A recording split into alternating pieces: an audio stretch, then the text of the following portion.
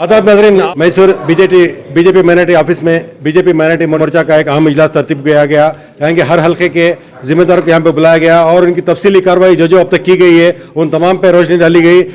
यहाँ पे मोअज़्ज़िज़ मेहमान के तौर पर स्टेट माइनॉरिटी प्रेसिडेंट भी आए हुए हैं और यहाँ के दीगर जिम्मेदार भी मौजूद हैं ज़िले के। आइए सबसे पहले प्रेसिडेंट साहब से बात करने वाला हूँ जो बेंगलुरु से मेहमान खुसूसी के तौर पर तशरीफ़ लाए हुए हैं। उन्होंने खास तौर पर सिकंदर बख्श जो बुनियादी मुमारों में से थे बिहारी वाजपेयी के दौर में, उनसे लेकर एक याददाश्त के तौर पर कहा कि मुसलमानों को बीजेपी की खातिर जो खौफ में मुब्तला किया जा रहा था वो वहम के अलावा कुछ भी नहीं है। बस इस पार्टी में बेखौफ होकर शामिल हो जाइए क्योंकि मुल्क की तरक्की में हमारा किरदार ज़रूरी है, इनका कहना था। आइए इनसे बात करने की कोशिश करेंगे।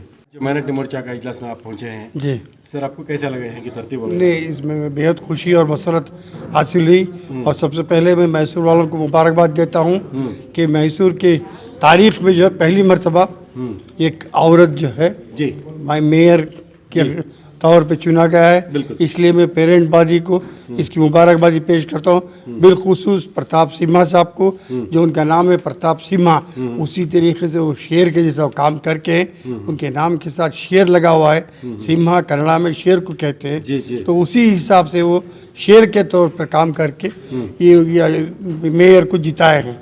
तो ये मैं तहे दिल से मुबारकबाद पेश करता हूँ हमारे पेरेंट बॉडी के प्रेसिडेंट साहब को और प्रताप सिम्हा साहब को और यहाँ की सारी आवाम को कि इन तमाम के ताउन के साथ में जो है कामयाबी हासिल हुई है। तो इसी तरीके से मैं उम्मीद करता हूँ कि मैसूर के अंदर जितने भी हल्के हैं MLA के हो कुछ भी हो, उसमें जो है बीजेपी की जो है ज़्यादा से ज़्यादा कसीर तादाद से जो है कामयाबी हासिल हो। तो एक हिसाब से ये कहा जा सकता है कि आप ये मेयर की सीट के बाद आपको ऐसा लग रहा है कि बीजेपी आने वाले दिनों में मजीद सीट पर काबिज होगी? देखिए, अल्लाह ताला से जब उम्मीद खवी रखते हैं तो हम इंसानों से खवी उम्मीद नहीं रख सकते। बाकायदा उम्मीद है और हालात जो है रफ्ता रफ्ता बीजेपी के रुख बदल रहे हैं। हमारी कौम जो गुमराह थी, जो कांग्रेस और JDS जो है 60 साल जो गुमराह करके रखे थे मुसलमानों को, ये एक वोट बैंक के जैसा इस्तेमाल कर रहे थे, अब वो चीज़ जाती रही। मुसलमान बेदार हो गया है और बेदार होकर बेखौफ हो गया है कि इसका खौफ कांग्रेस वाले जो है कि बीजेपी ऐसी फ़िरक़ावाना पार्टी है, बीजेपी ऐसी पार्टी है, बीजेपी वैसी पार्टी है, RSS ऐसी पार्टी है, जो बोल के गुमराह करते थे, तो वो सब चीज़ ऑटोमेटिक जाती रही। यानी जो वोट बैंक के तौर पर इस्तेमाल किया जाता था जी, वो अब नहीं होगा, अब हरगिज़ नहीं होगा।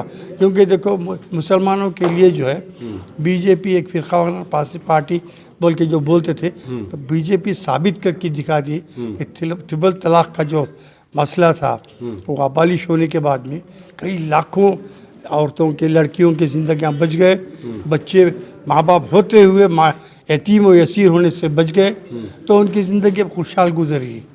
तो ये क्या है, बीजेपी का एक तरफ से एक हमारी कौम के लिए तोहफ़ा नहीं है, हमारे मुसलमान बच्चियों के लिए।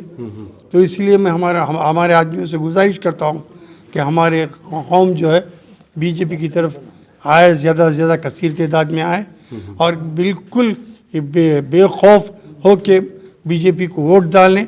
और बीजेपी से फ़िरक़ावाना फसाद जब से मोदी गवर्नमेंट आई है 7 साल से, मोदी गवर्नमेंट जहाँ भी बीजेपी की गवर्नमेंट है, ना है कि सिर्फ दिल्ली में बल्कि हर जगह जहाँ भी बीजेपी की गवर्नमेंट है वहाँ एक भी फ़िरक़ावाना फसाद नहीं हो रहा। ये फ़िरक़ावाना फसाद कराने वाले कांग्रेस वाले हैं। कांग्रेस वाले जो है अपनी घरेलू सियासत, अपने माँ बाप से, दादा से, इनकी विरासत समझ के जो हिंदुस्तान को इन्हों इस्तेमाल कर रहे थे, तो वो सब इसके जो है वो चीज़ अब जो बाकी नहीं रही। अब कांग्रेस जाती रही, अच्छा, तो बीजेपी का कमल खिलता रहेगा इंशाअल्लाह और बहुत तरक्की करेगा। ये बीजेपी और हमारे कांग्रेस और JDS जो है, कांग्रेस जो है एक इंग्लैंड लेटर है, पोस्ट कार्ड जो है JDS और दूसरी SP ऐसे पार्टियाँ आई, मजमून दोनों का एक ही है। अच्छा। मुसलमान को सिर्फ वोट बैंक रखो, मुसलमान को कटाओ, मुसलमान को तालीम से दूर रखो, मुसलमान को हर चीज़ से गुमराह रखो और हमें अब जो है हुकूमत करने का मौका मिलो।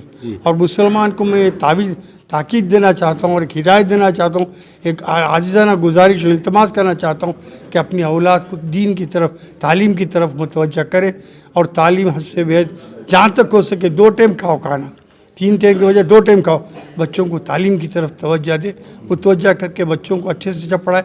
किससे मालूम किसकी तरक्की अल्लाह ताला मुक़द्दर में क्या लिखा है।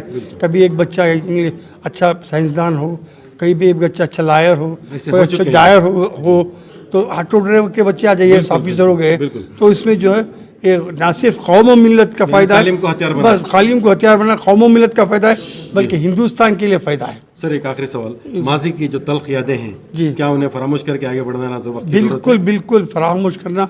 देखिए हर चीज़ को याद माजी अजाब है यारब, वो खींच दे मुझसे याद हाफिज़ा मेरा बोल के जो शेर है अल्लामा इकबाल का, वो तो शेर के मानिन जो है हर चीज़ भुला के हम आगे बढ़े तो इंशाअल्लाह ताला अल्लाह से उम्मीद है तो हर चीज़ अच्छी होगी। बोल ಶುಕ್ರಿಯಾ ಸರ್ ಪೂಜಾ ಬಗ್ಗೆ ಏನು ಆಕ್ಟಿವಿಟೀಸ್ ನೋಡಿದ್ದೀರಾ, ಅದ್ರ ಬಗ್ಗೆ ಏನು ಹೇಳಕ್ಕೆ ಇಷ್ಟಪಡ್ತೀರಾ ಸರ್? ಮೈನಾರಿಟಿ ಮೋರ್ಚಾದ ಡೆಫಿನೆಟ್ಲಿ ಏನಂದರೆ ನಮ್ಮ ಮೈನಾರಿಟಿ ಮೋರ್ಚಾದ ಮೈಸೂರು ನಗರಕ್ಕೆ ಒಂದು ಟಾಸ್ಕ್ ತೊಗೊಂಡಿದ್ದಾರೆ.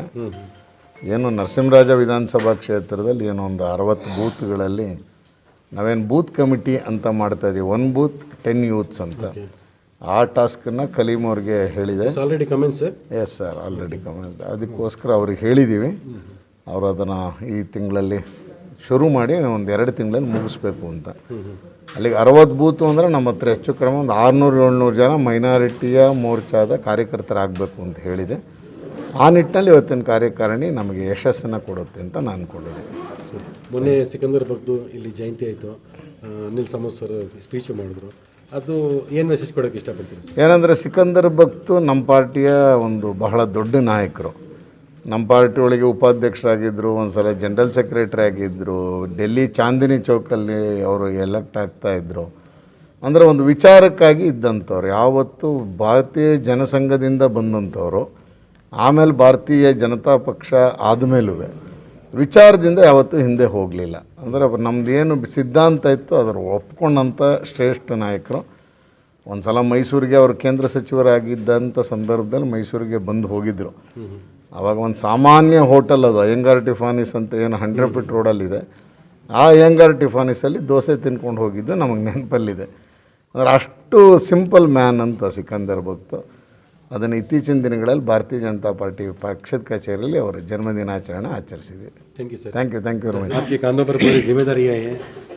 मैं सारे मैसूर के 4 मंडल अध्यक्ष को और हमारे जो बेंगलुरु से आए हुए स्टेट प्रेसिडेंट साहब को मैं बहुत मुबारकबाद देता हूं. उसके साथ साथ आज हमें उम्मीद है कि बीजेपी को लोग जमते जा रहे हैं और इसके साथ ही साथ हमारे मैसूर शहर के प्रेसिडेंट साहब श्री TS वत्सना को भी मैं शुक्रिया अदा करता हूं. उन्होंने हमारे मैसूर के मुसलमानों को बहुत उम्मीद दे रहे हैं कि हमारे पास आने बोलो बहुत सारे फ़ायदे हैं वो हमें दिलाएंगे. लेकिन मुसलमान डरता था बीजेपी से, आज डरने की ज़रूरत नहीं है. इसलिए उन्होंने क्या करें, बहुत सारे स्कीम बोलने नहीं हुआ इधर तरफ से देना चाहता हूं मैं. इसलिए तुम पहली बार कार्यकारिणी मैसूर में करे हैं, इसलिए और एक आदमी 4 आदमी को बुला के लो, जो भी स्कीम है. और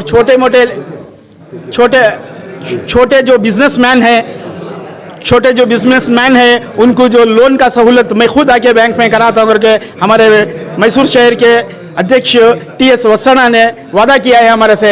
जितने भी हमारे जो छोटे गरीब लोग हैं उनको सबको लेके आओ, हम उसका क्या है देख के खुद मैं बैंक को आके मैं लोन दिलाता हूँ. बहुत सहूलतें हैं बीजेपी के अंदर, मुसलमान डरना छोड़ो करके ये वादा करे हैं. कलीम भाई आज अंसारी साहब हों, क्या नाम है आपका?